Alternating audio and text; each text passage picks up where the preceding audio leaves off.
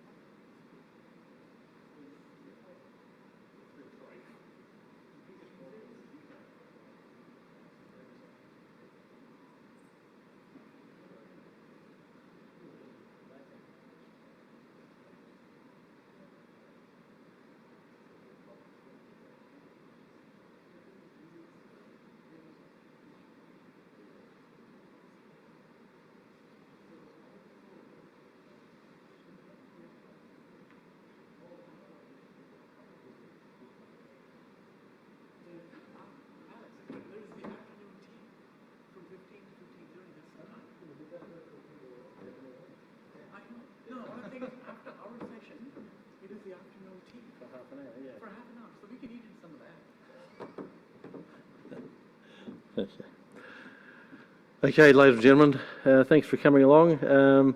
As you may be aware, the morning session or the previous session went well over time, 50 minutes over time, which caused, I presume, people to head off to lunch late, which means they'll be coming back a bit late. But we need to get going. The reality is that your time's important, and there's probably sessions you're going to go to after this. So we may eat a little bit into afternoon tea, but not too much. I think we should try and finish on time. So this topic is certification of hydrogen.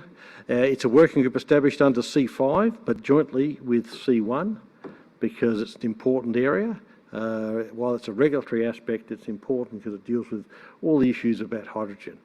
Now, you would have seen in the previous session all of the myriad of things about hydrogen, but this is really just about the certification, how to make it work. And we've got two presenters, Ricardo Guedra from Brazil and Anant Venkateswaran from America, who are going to do the presentations. And I'll leave them to introduce themselves. So take it away, guys. Thank you so much.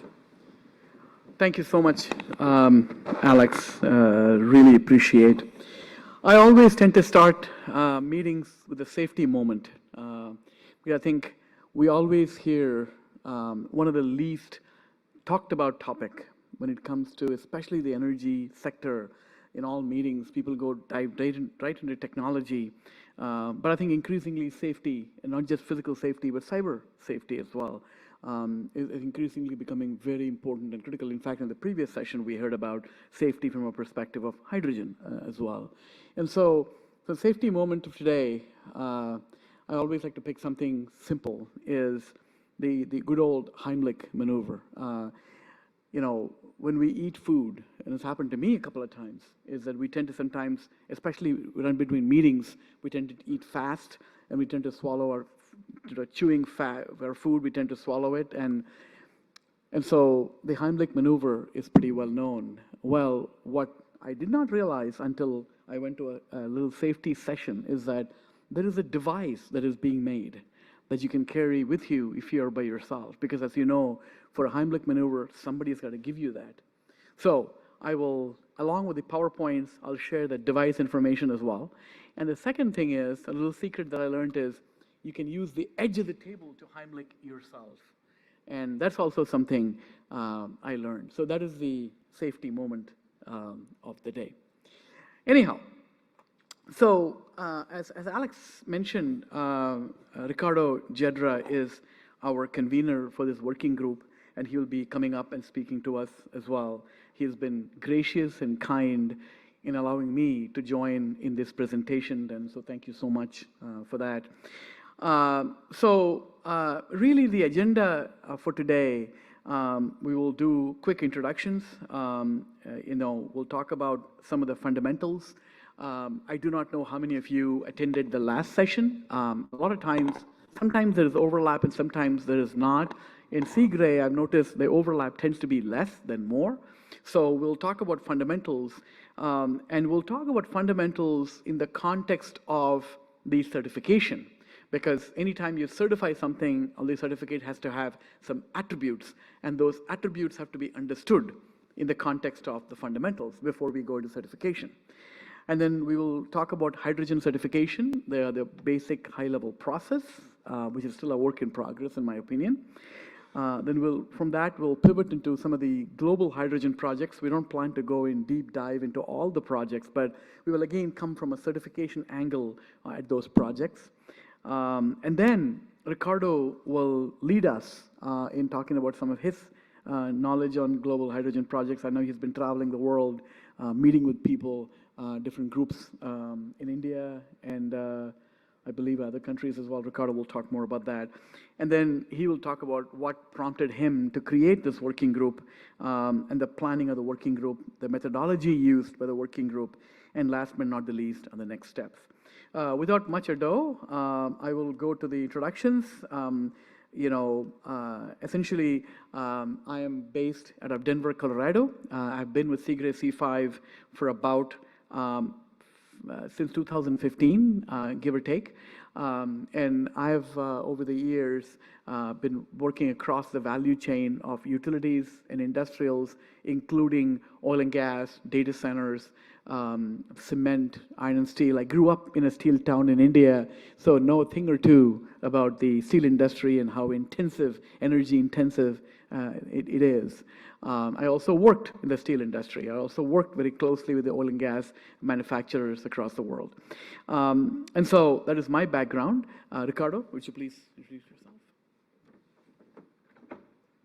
Yes, thank you, Ana. So I am from Brazil. I work in CCE, that's the Brazilian Electricity Market Operator. I am the convener of this working group that address the certification, hydrogen certification. I'm also advisory of the Green Hydrogen Organization. That's an organization, a worldwide organization that also address the aspects of hydrogen. And in CCE, I already represent the company in the Hydrogen for Development. That's a partnership from World Bank that also are handled with some aspects to establish and to develop the hydrogen trade worldwide. So, and before to hand back to Anna, I just would like to add that we are in the middle of the working group activities. So, we still don't have the final results, but it is a good opportunity to share with you the preliminary results that we have in these activities during this working group. So, Anna, I hand back to you, and later I follow. Thank you so much, Ricardo. I was just going to get some water for myself as well. Thank you. Thank you so much. So, we will start back up. As I mentioned, I'm with Hitachi Energy, and my colleague Alex Orlov presented earlier. So Alex and I collaborate a lot. We both are part of the innovation activities and calls internally as well, and I really enjoy working with Alex. Everyone has heard about this hype curve, the famous Gartner hype curve, right? The peak of the expectations, inflated expectations, followed by the trough of disillusionment, followed by the slope of enlightenment, and finally go to steady state, the plateau of productivity. I think to a great extent when it comes to green hydrogen, I think the industry is in the state of that peak of hype, of inflated expectations, so to speak, I think, in many ways. I'm not saying that the expectations are inflated because I know what the outcome is going to be. I'm an optimist and I'm a diehard optimist. I do believe we're headed in the right direction from several angles and several aspects. However, I do believe that as we look at this topic of hydrogen and green hydrogen in particular, we have to look at everything from every angle. The demand for hydrogen in the world, and this is a slide that I picked up from one of the sources, estimated reached about 87 million metric tons in 2020, and is expected to grow roughly 9.2% and through 2030. I think in the 2021 timeframe, the market was valued at 130 billion, which I'm sure you'll agree is also a lot of money. However, the green hydrogen demand as well is also expected. It reached 94 metric tons in 2021, which is a 5% increase, over demand in 2020. And considering how little economic activity took place in 2020 because of COVID and the shutdowns, I think this is an impressive number. The global market, green hydrogen market size was valued, and this is where I take it, everything that I read from these market agencies with a pinch of salt, was valued at roughly about 4 billion, give or take, and the green hydrogen market was valued at about, in the US, was valued at about 800 million, so to speak, in 22, and there's going to be considerable growth from that point onwards. Now, so let's do a little bit of a basics on what we think of and what we know about green hydrogen, gray hydrogen, blue hydrogen, and green hydrogen, right? These are the most common forms and nomenclatures used. I think in an earlier session, people talked about SMR, or the steam methane reforming. We talked about using natural gas to produce hydrogen. That is, it broadly comes under the gray hydrogen category. And then if you take that same process where you prepare gray hydrogen and using coal as a feedstock, and you can do some kind of manipulations to it, you also get brown hydrogen. And then the blue hydrogen is you start doing what is called as carbon capture methodologies. So the blue hydrogen, is something that is being actively looked at, and a lot of active research is being performed in several sectors of the economy. So right there on the screen, you can see, I can see that from a dollar perspective, from green hydrogen primarily coming from electrolysis, natural gas gasification, where we are from a dollars and cents perspective, which I still think is kind of estimations right now. We have to see how that thing changes over time. So why talk about fundamentals? And this is something we have to understand, because there was a session earlier that talked about the fundamentals. Why should we talk about fundamentals? I think fundamentals is very important because any certification, and certification is not new in this industry, whether it be biofuels, whether it be any kind of refined products or processed products, whether it be in the pharma industry, whether it be in the chemical industry. Any product that is purchased comes with a certificate of some kind. And certification process is not new. It's been going on for decades, if not centuries, right? And there is certain ways and methodologies used for that certification process. So this has several inputs. This also has several stakeholders. This has several attributes. And so what we are trying to do here is to kind of do a high level, a glance over some of these different attributes, right? Now, again, another very important factor that we have to understand is the whole focus on carbon emissions. In the previous session, they talked about the primary driver for hydrogen, green hydrogen is what? Very simple. Greenhouse gas emission reduction, which is driven by the energy transition, right? And so we'll talk about drivers later. But what's important to understand is from a carbon dioxide emissions, CO2 emissions perspective, electrifications of many processes is feasible and that is being done, right? And so, for example, I'll give you a case in point from the United States. In the United States, there was a day and age where energy power electric generation was the biggest source of the CO2 emissions and greenhouse gas emissions. Well, today, right around 2021, that changed. Today, electric industry is no longer the main source of GHG. It is, guess what? It is the transportation sector, which is the #1 contributor of GHG. So the takeaway from the slide essentially is that green hydrogen can be used to reduce the CO2 emissions. And looking at it from an x-axis and a y-axis, we are looking at potentials. And there is a reason why in this, when you look at the x-axis and the y-axis, and we talked about a lot about hydrogen, about oil and gas, oil refining and ammonia manufacturing, fertilizer manufacturing. So that's why you can see, and those are all applications in the top section right there on the very top. And then in the middle, you have e-fuels and long-haul aviation, power storage, and in the lower side is these, what I call as light aviation and transportation. I still personally think, and we'll talk more about that and specifically, is that I still think that that top sector right there is where a lot of that activity is going to get the biggest bang for the buck is going to come from, I think. The other aspect of hydrogen is that today, as you look at it today, hydrogen is very much still a very local business. It is consumed where it is manufactured. The steel plant that I was talking about with the Steel City where I grew up, the steel industry was set up with Indo-German collaboration in India. And what they did was they did something very smart. They put the fertilizer plant right next to the steel plant.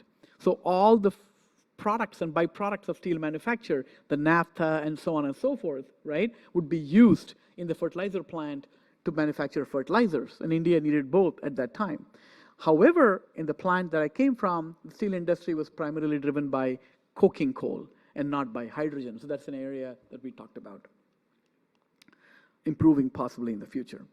So this is a slide I'm going to gloss over quickly. Why is hydrogen important? You can see the areas that we talked about, the clean fleet stock as an example from ammonia production, the fuel truck from a clean fuel perspective, energy carrier, from a perspective of replacing oil and gas and so on and so forth.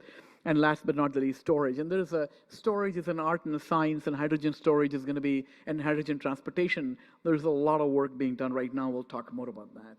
Why is this important again? Because these are all going to tie back together when we talk about certification, right? Where is the geographical, the electrical, and the temporal location of where the hydrogen is manufactured is going to be critically important. Where do you site your, how do you site your hydrogen plant? I met one hydrogen developer in Texas, for good reasons. I won't tell their name or the name of the company. And the person said, oh, I've decided to put this hydrogen, there's plenty of space, open space. And Texas, if you may know, is two-thirds the size of India, and it's a huge state in the United States.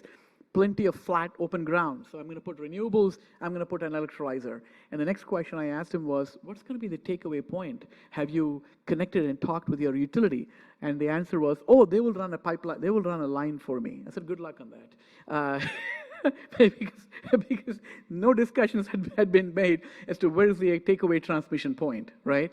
And so again, these are all parameters that we will consider as attributes. And Ricardo, when ties back later on, we'll talk about attributes for certification, and when Ricardo talks later about how this all ties back together. The next thing is, this is a similar slide, but the only takeaway here is that the emissions, if you look at global emissions by sector, I think we covered this, again, this is global number, this is not a US number. Still the power generation industry is a big contributor, followed by transport, and then industries, of course, third, and last but not the least, buildings. And that picture right there, I thought, was a very interesting, fascinating picture. This is something we talked about a lot in the United States as well, from a sustainability, how sustainability, resilience, and affordability, the three parameters of electricity, right, which is from a perspective of the consumer, the reliability of power, the affordability of power, and the quality of power, how they all connect together, and those close interrelationships, and how it is driven, how green hydrogen can potentially play a role in enabling all three of those aspects. Okay, so the next slide is about where hydrogen is consumed today. I won't spend a whole lot of time on this, except by saying that on the right-hand side, you can see that the bulk of the hydrogen consumption, across the world comes primarily from refining, ammonia, industrials, primarily ammonia refining, and in some other sources. And refineries, we talked about how refined hydrogen is used to take out sulfur from the oil and create H2S, and then ammonia being used for fertilizers, and that famous process that we heard about before in the last session, for manufacturing of ammonia. And the graph on the left-hand side, I know it looks a bit complicated, but I actually thought that this is about estimation of about 20% electrification, the different sources of primary sources, and the energy flow from the primary sources to, and the energy conversion taking place to the end use. As you can see here right now, wind and solar is a very small portion, and of course, oil, coal, natural gas occupy a bulk of that. What kind of consumptions will we see in the future? This is a bit more complex, right? So on the left-hand side, what we believe will happen, and this is already happening, is the whole issue of levelized costs, right? So I do believe it's thousands of scenarios possible, but we do believe that wind and solar will have a greater, portion of the generation. There's going to be, coal is going to go down for sure. Natural gas and oil, I'm not so sure that natural gas will go down that much. This is about 2050 projection. We're already at 2023, so it's not a whole lot ahead. Hydro remains hydro. But there are zillions of philosophies here about how net zero can be achieved, and I do believe it's a very ambitious decarbonization scenario, and it also shows that the continuum is going to see a significant portion of fossil fuels. On the right-hand side, right here, here you can see there is more sectors coming in, right? Because what we are predicting is with the steel, the DRI and the electric steel manufacturing, more hydrogen will come in. We predict that more of the refinery will use more of the green hydrogen. There is also, we believe, from an industrial heat and transport perspective and power perspective and building perspective, more and more hydrogen usage will come in. Now, if you notice, I don't have electric vehicles here. And this is, again, I do not want, this is not religion for me. This is just an open conversation, and your opinions value as much as mine, if not more. And I think, Ricardo, you will agree with me when I say that at the end of the day, the return of investment and the ROI calculation has to be made. And when I look at the cost, if you look at purely from an efficiency perspective today, where we are with combustion engines, right, with the cars that we drive, most of us drive today, you're looking at about 30%, 35% efficiency, which is pretty low efficiency. Can you imagine going and telling somebody, oh, I'm 30% efficient? I think most of us would not have a job if we told our bosses we're about 35% efficient, right? Wouldn't you agree?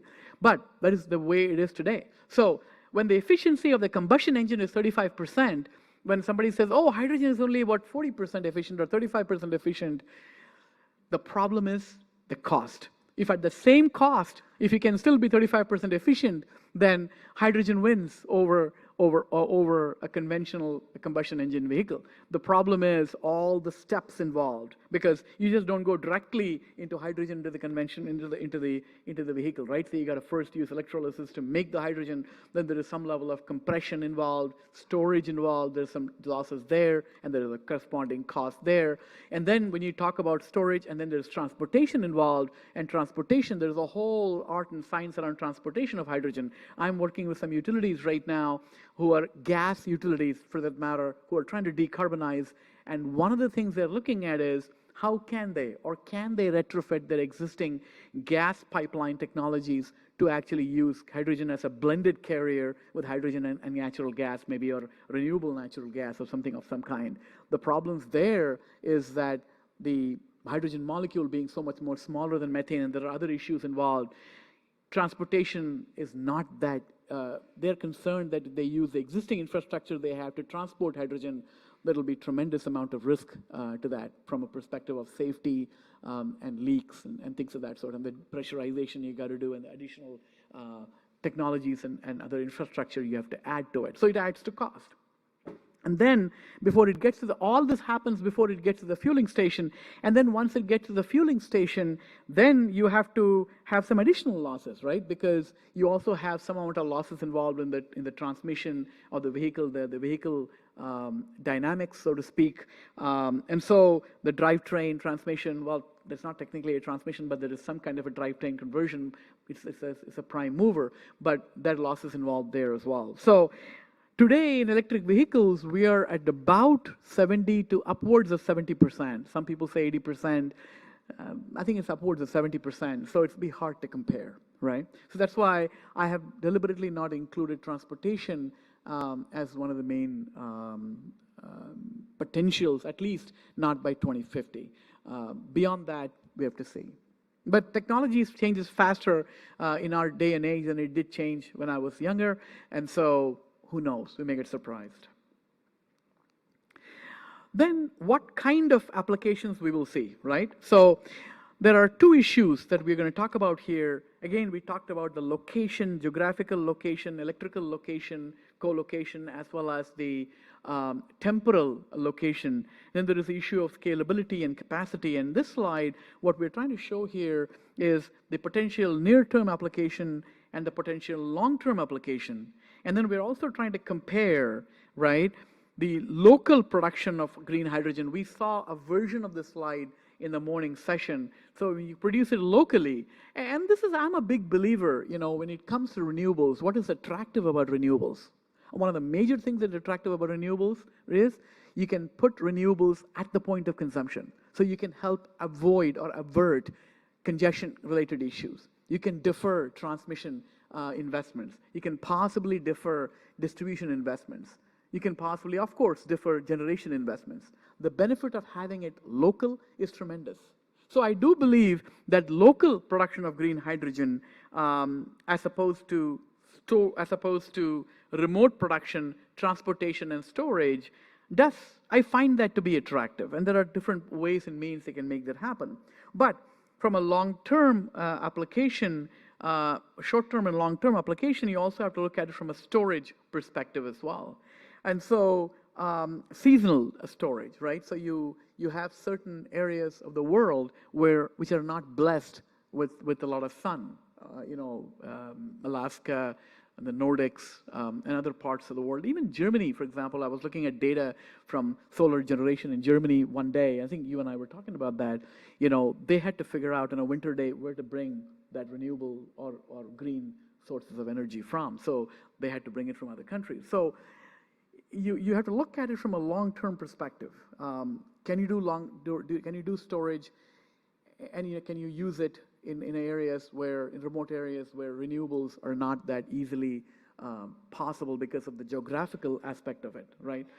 Then there is also the issue of timing. Can you and this is an interesting paper that I believe Ben talked about in our C5 session, potentially using hydrogen from a demand response perspective. Now, I don't know, and I think Ben is not here, so to talk about this, we can probably talk about this more offline. I don't know if a hydrogen electrolyzer justifies purely from a demand response to take on the excess renewable generation. But when coupled with other benefits, you can generate when the times when there is tremendous amount of renewables in the grid and there is less load, use that to generate hydrogen and store. And then when the renewable load kind of starts fading away, then you use that and maybe the power of electricity goes up. Then you use the stored hydrogen to generate, or you use the stored hydrogen for other purposes. The bottom line is you time the manufacturing of hydrogen, just as in a classic demand response setting, you can defer and shave peak loads by deferring production to times when the cost is lower.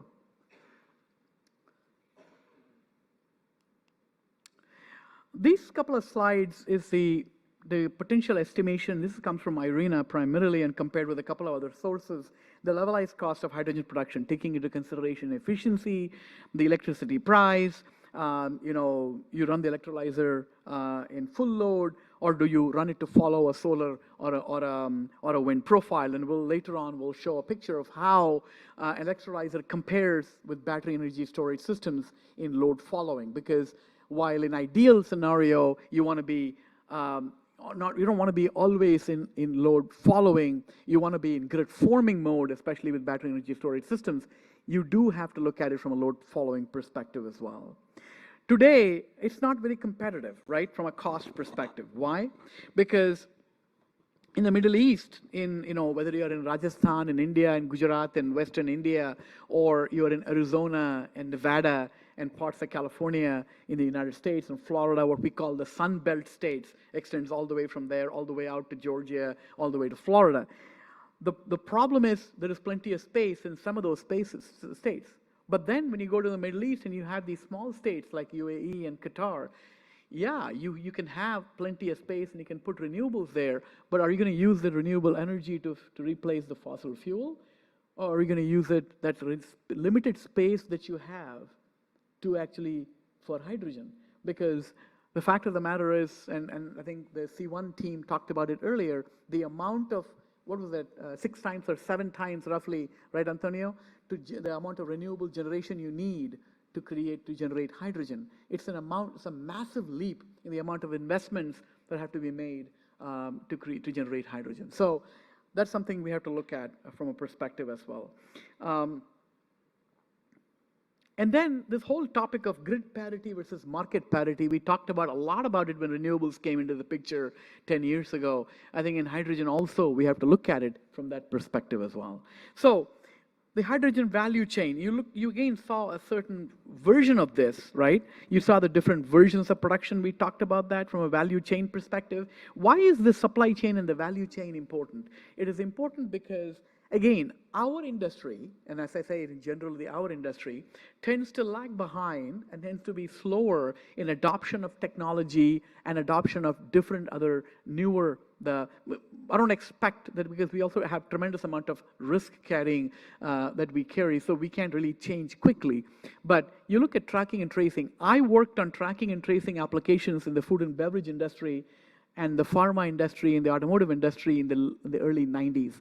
I did that primarily for fun. because I wanted to get out and do something different. So I spent about 3, 4, 5 years, give or take, in those industries, primarily doing tracking and tracing in supply chain, writing software for tracking and tracing. Why is that important? Because if you don't have an effective tracking and tracing in the pharma industry, how do you know which product came from which source? How do you do a recall? How do automotives do a recall? How do food and beverage products get recalled?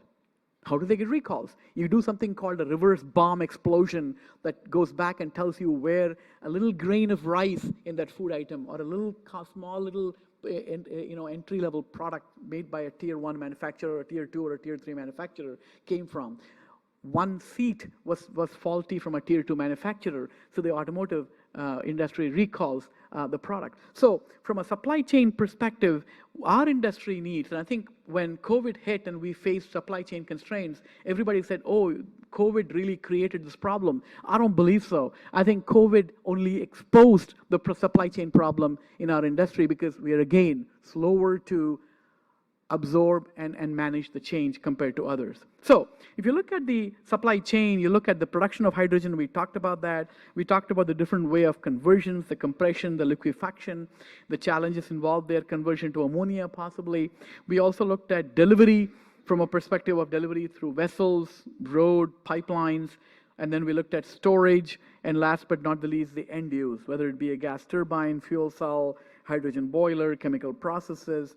And so we have to really understand and appreciate the fact, and C1 team covered that in detail earlier, is the risks and the costs associated. But the important thing to understand here is the tracking and tracing of this hydrogen from the source all the way is a very critical element in certification that we'll talk about later. So does only production costs matter, right? And so this is where, if you look at the wholesale market, the traditional wholesale market where generation is a big chunk of the final cost of electric power. So you talk about levelized cost. What's the levelized cost for electric power? What's the levelized cost for renewables? But then in the hydrogen case, what percentage of the cost will be the final cost of hydrogen? Will it be higher or lower than electric? I think today, we can say that if you're on grid connected, your levelized costs are going to be much higher for the reasons we talked about, right? And that is one reason where we got to look at cost. And while cost is directly not an attribute, but indirectly influenced by some of these attributes and some of the processes, right? We could talk a lot about levelized costs of energy in general, but I know we have to move on. And so this is again another slide that talks about the CO2 emissions. This is a different perspective, but again it talks essentially about the CO2 emissions for 1 kilogram hydrogen production and different countries and what are the different compositions. And in the left-hand side, we're talking about the different hydrogen types: the green, the gray, the pink, the turquoise, the yellow, and so on and so forth. And again, the high carbon intensity of the generation mix is a critical factor here. And I think this is just a view of the different costs. Offshore hydrogen production. Again, location, right? Can we produce hydrogen offshore? Yes, hydrogen can be produced offshore. And hydrogen can be produced offshore, and it can be directly connected to one wind turbine. It can be produced offshore, and multiple wind turbines can be supplying to one electrolyzer on one platform, or something like an hub / an artificial island. And then you can also have a scenario where hydrogen is produced renewables are produced offshore, and they pump power and bring it onshore. Offshore power production is not new. We just try to, use that technology and blend that with the hydrogen electrolyzer technology to come up with different schemes. And so these are the 3 examples that I was talking about earlier, where on the first example on the left-hand side, you have an offshore wind farm, and there is an electrolyzer attached to every wind turbine. And then the second scenario is an offshore wind farm where there's some kind of a platform or an island of some kind, and then all these wind turbines feed there. And the third scenario is it's connected by power is generated offshore by a HV cable, and then it's brought on shore, and then full operation is done on shore. And so this is, I looked at different pictures from US and Europe, so I just picked up a few pictures. These are some examples of the offshore pipelines on the far left, existing offshore pipelines. So there's a lot of offshore pipelines already existing in place. The key point being some of this infrastructure could be leveraged and could be reused with some amount of infrastructure improvements. The existing offshore subsea cables also exist. And then on the far right is the electrical infrastructure as to what is available, what is not available. Something like this has been done for different geographies across the world. And again, it revolves around transportation.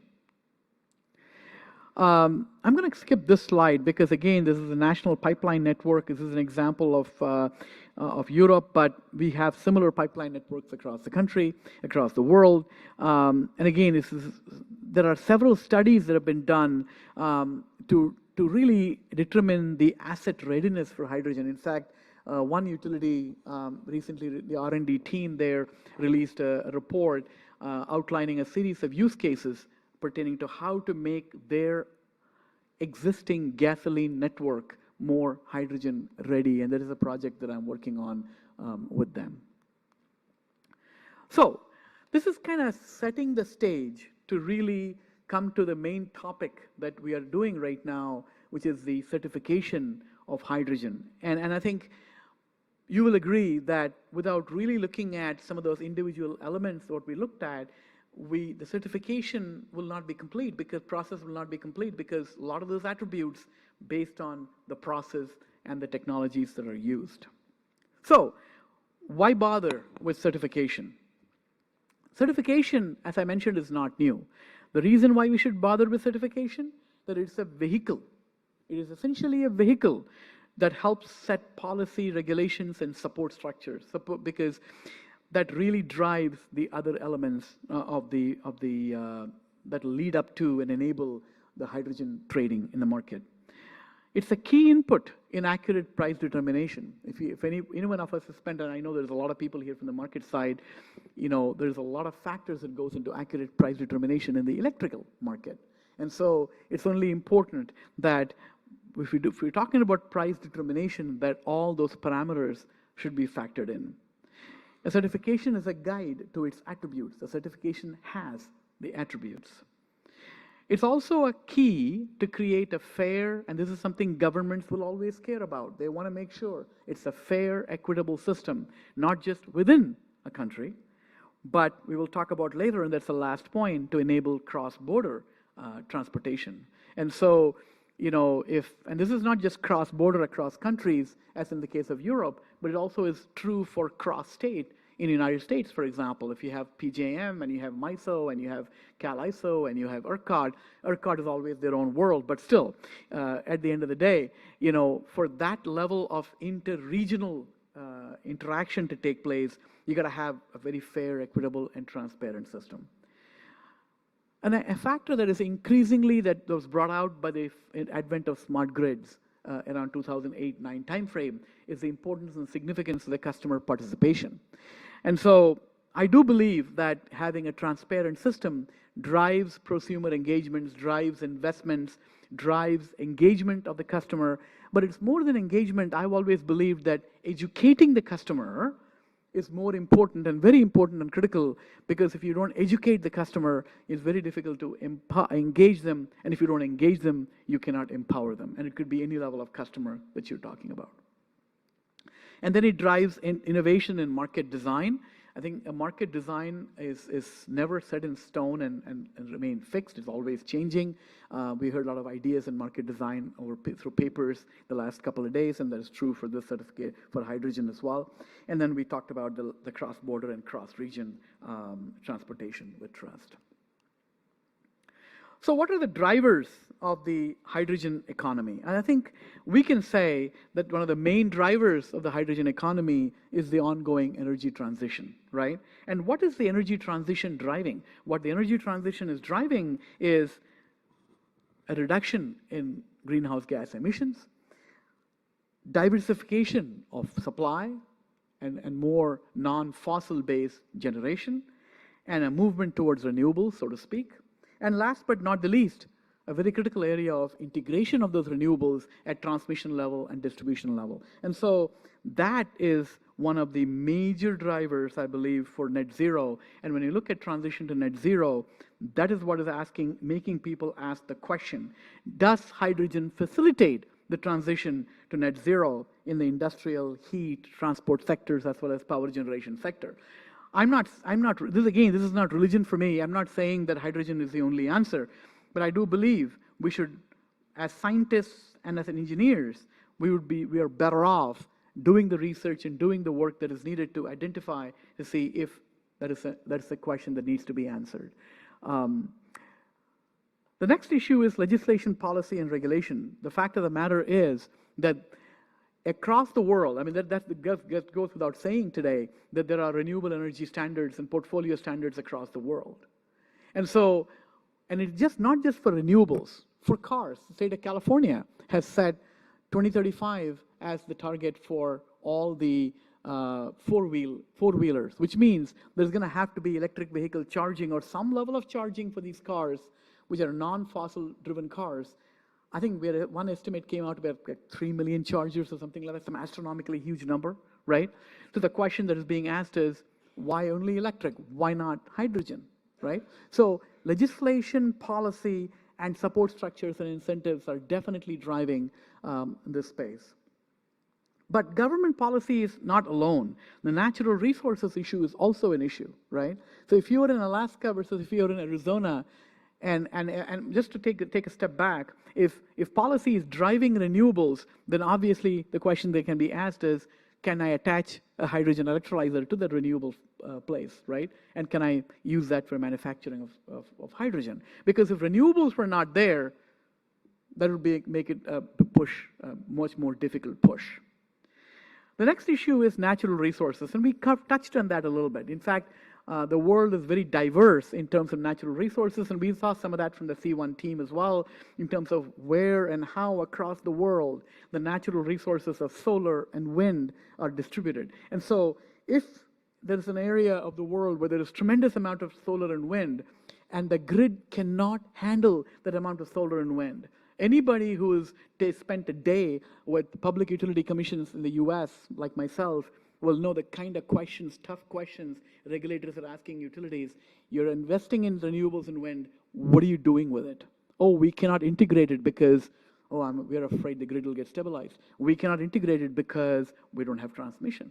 And so there's a lot of questions being asked. So the question is, can you, and this is an open question, I'm not saying there is an answer to it right now, but it's a tough mathematical economic derivative question, is that can you put hydrogen electrolyzers locally there, and maybe you don't need, some part of that can be dedicated to hydrogen manufacture, and not every place you need transmission investments. I'm not saying the answer is yes or no, I'm just asking the question. And so the policy, the natural resources is a critical element of what is driving this question around what can we do with this vast amount of solar and wind, and especially in some cases where the grid is not able to handle it. Yes, digitalization of the grid is going to help handle more natural resources, but we are still far away from that happening. There is still a pathway to progress there. Market design, we talked about. And then the governance issue, there's always technology, right? When you saw in the C1 presentation, if you were here, the technology is increasingly developing, and the electrolyzer technologies are improving, and they're talking about targeting 2030, 2050, how the cost was going to go down, and the targeted is the technologies are going to improve from a perspective of efficiency as well. And so again, go back to the original question, if a combustion engine is 35% efficient and you love it, why would you not do a hydrogen vehicle that is also 35% efficient? Of course, cost is a major issue. That's where that work is being done. And then customer and public attitude. And this is a very interesting transition that I have seen in the United States myself, which I did not think will happen when smart grid began in 2008. That customers are actually willing to pay more, not a whole lot more, but a bit more, when certain things like time of use and critical peak pricing were introduced as concepts in the 2008-9 timeframe. The common pushback was, it's not good. When prepay was introduced, prepay has been happening in South Africa for a long time, very successful. When prepay was introduced in the US, the big question was, oh, it's unfair to the poor people. It's a bad idea. But increasingly, customers are willing to adopt, and customers are willing to pay more if something is that if this will sustain the globe longer and reduce the carbon emissions and create a green environment. People and customer public attitude is driving this kind of discussions. And last but not the least, fostering economic growth. And because ultimately, at the end of the day, governments are about economic growth and jobs. Where will jobs be created? If you go to DOE, every second line in the Department of Energy initiatives is about jobs, jobs, jobs, jobs. Enablers of the hydrogen economy, very similar, but again, government policies around the world governments are starting to implement policies. If you look at websites like IPHE, you can look at what is France doing, what is Germany doing. We don't have the time to go through every country and what they're doing, but every country in the world has a plan and has got some level of strategy in that direction in terms of what they want to do to support the hydrogen economy. Subsidies for hydrogen production, subsidies for technology. I think it was in one of the paper presentations, they talked about the IRA in the U.S., which is not the IRA, obviously, the whole bill of IRA and IIJA, the Infrastructure Act, that really promotes huge investments in this space. And also along with that, driving regulations to promote the use of hydrogen in transportation and other sectors. There's also a movement happening in the US, especially with gas companies. And as I'm talking to some of the CEOs of gas companies, they're all looking at how can we decarbonize our gas system? Because it's kind of a funny discussion, because when your main product is natural gas, and we all know natural gas is not green, how do you get to that decarbonized level? So one of the things one of the utilities is doing right now, and the regulation is already there for that, is and this has to be done in a fair, equitable manner, right? So what they're doing is, if all the customers on a gas feeder, which is a well-known, poorly performing feeder with some risks, are willing to try to shift to electric power or renewables, right? Then guess what? But all the customers on that feeder has to be willing, then they will take off gas from that feeder and decarbonize and go to electric power and primarily driven by renewables and things of that sort. So that kind of thinking the gas companies are doing right now, and they're actively looking and doing a ton of research on what is needed to be done to add infrastructure to their existing pipelines and storage facilities to be able to handle hydrogen being a very different element compared to natural gas. Natural resources, we already talked about that. Market design, markets and market design, things are being looked at from a market perspective.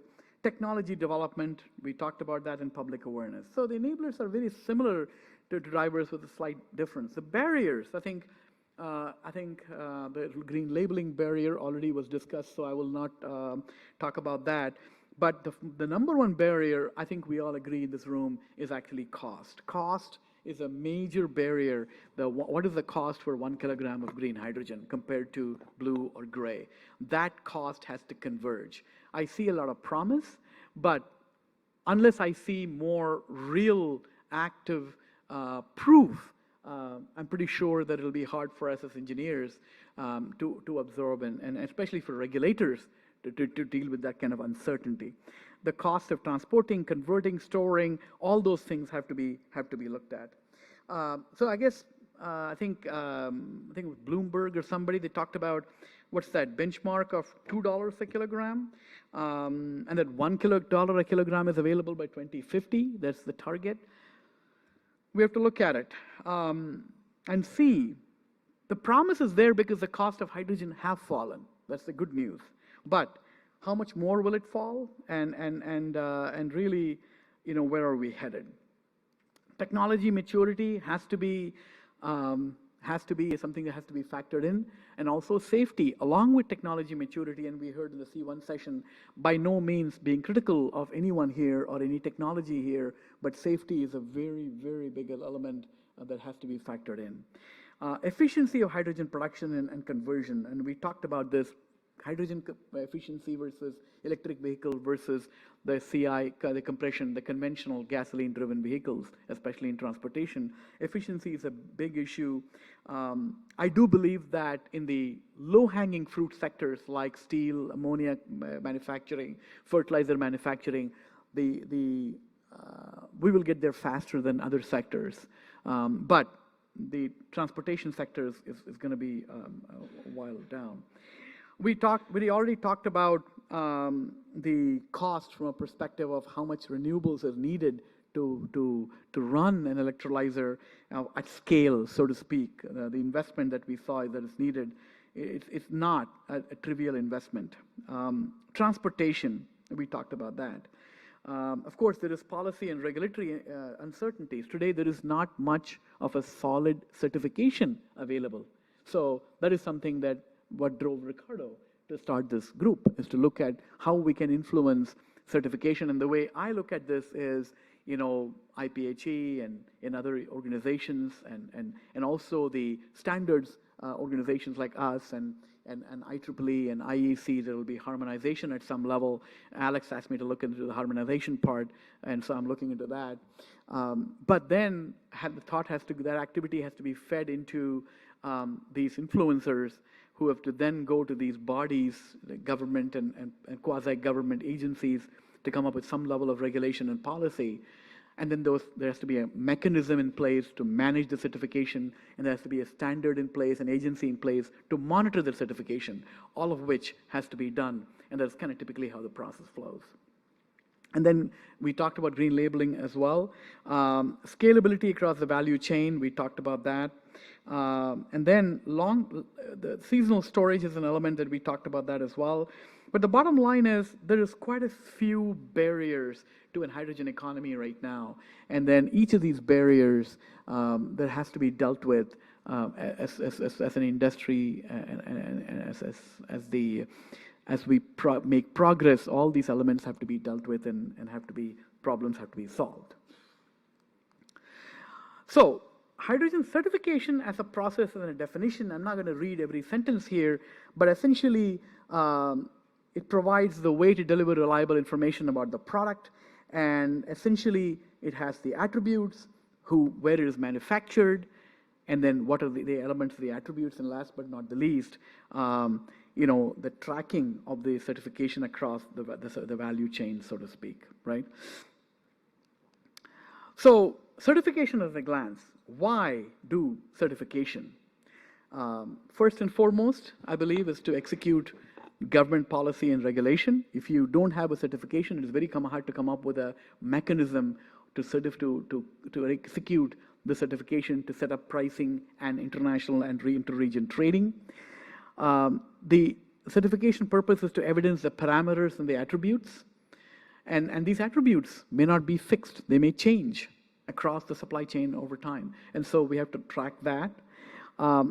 Creating a level of transparency and trust for reporting purposes for companies who are customers who are buying these certificates. They want to make sure that they have these certificates to be able to report and towards their sustainability targets, sustainability 1, 2, 3.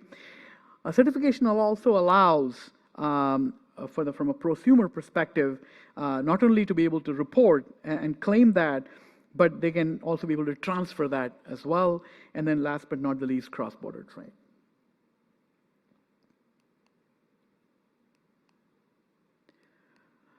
So I know this is a bit of a complex chart, and there is a lot of factors, in here. So we already talked about what the certificate is. And so on the very top is the regulatory framework and requirements that is fed into what is called a certification scheme holder. So what is a certification scheme? It's a mechanism. Essentially a set of rules, a set of governance, assessment, like anything else. You have a set of rules you can assess, you can track, you can validate, right? And there should be a governance around that, some kind of level of structure of governance around that. So, like sustainability attributes, for example, right? And so this figure, it shows the certification scheme owner or holder. They are the agency responsible for designing and operating the certification scheme. And Ricardo, feel free to add anything to it if you'd like as well, right? Because I know you're actively looking into it as well. And so the certification scheme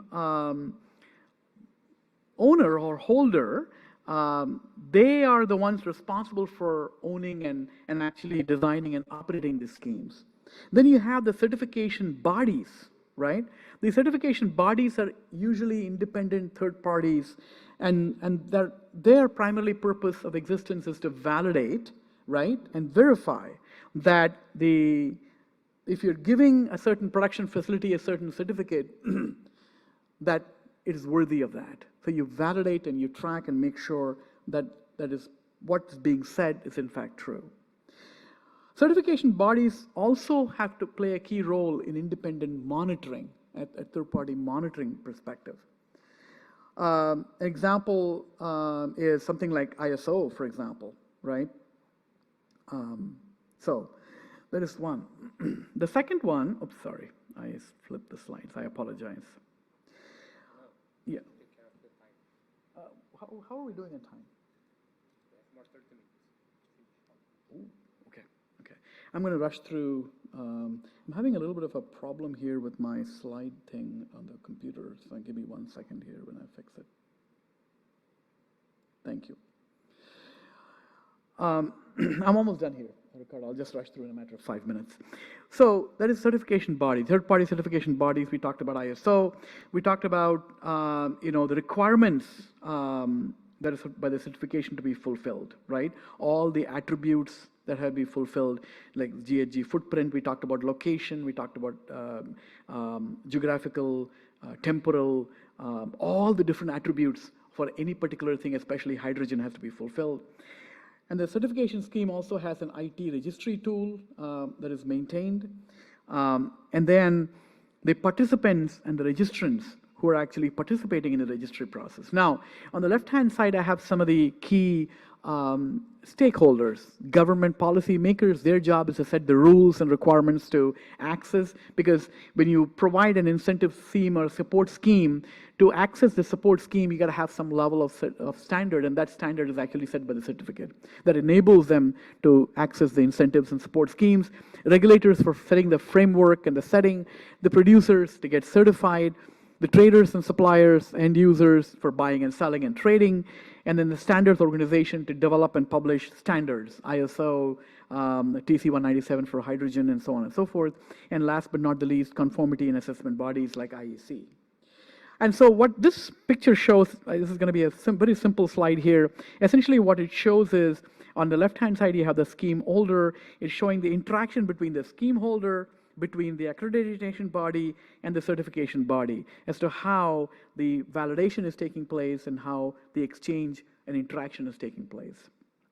Essentially, the scheme holder provides the requirements for certification, the certification body issues the certificates and maintains it, and then the accreditation body is the one that acts on behalf and makes sure the certificate is a valid certificate.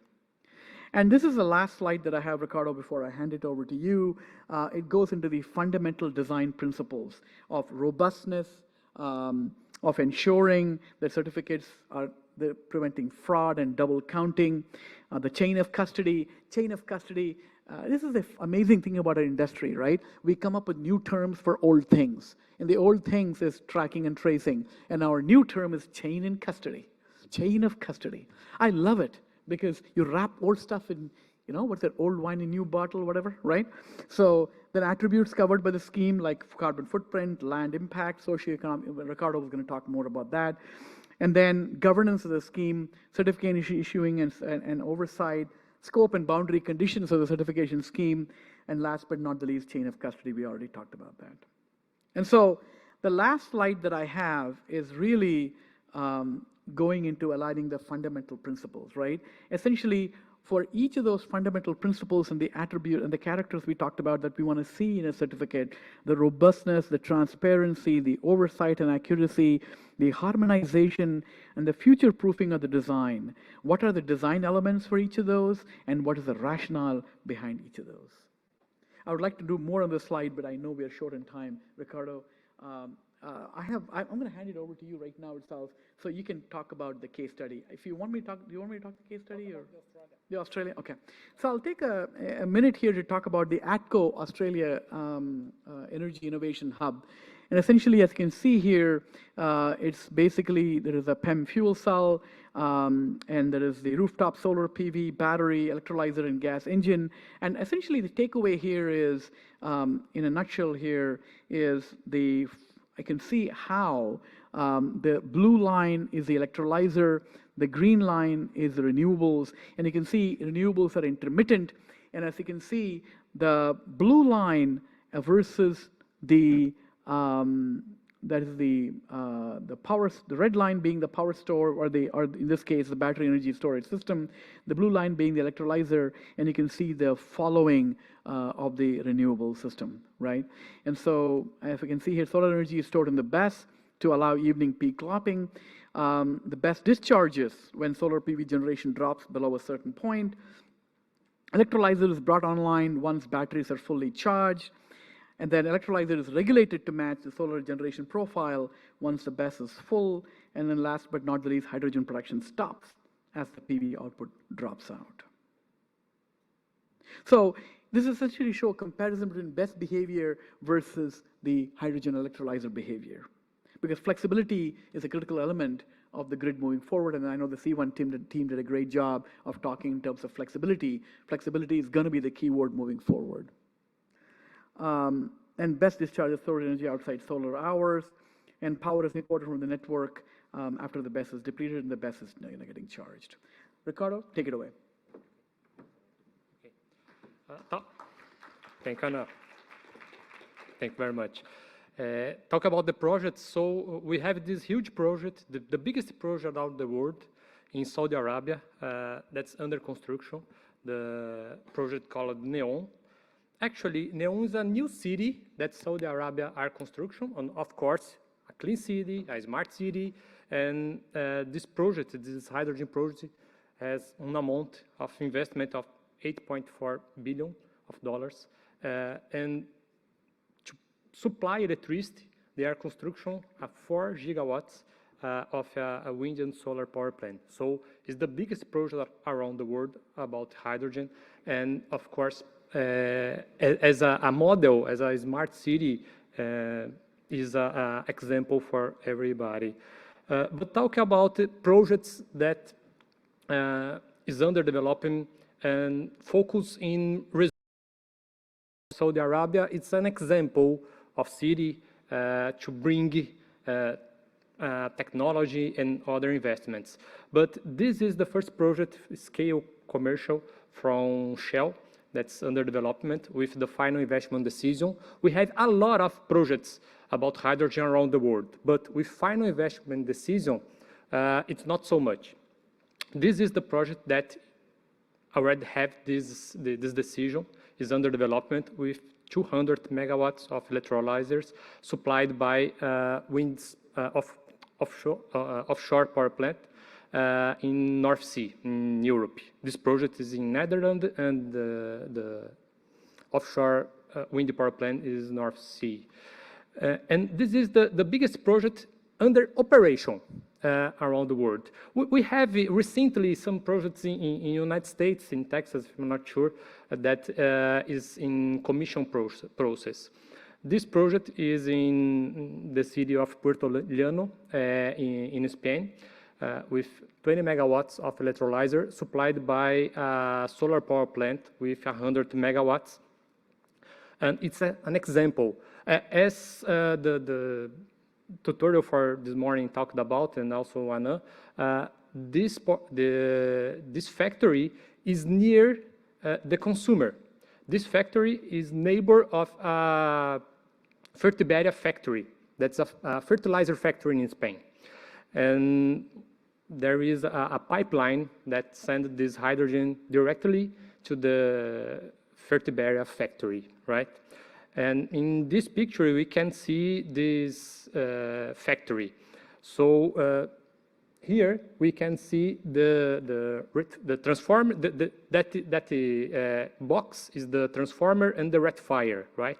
Because the electricity arrives in medium voltage, reduced to low voltage, alternate, of course.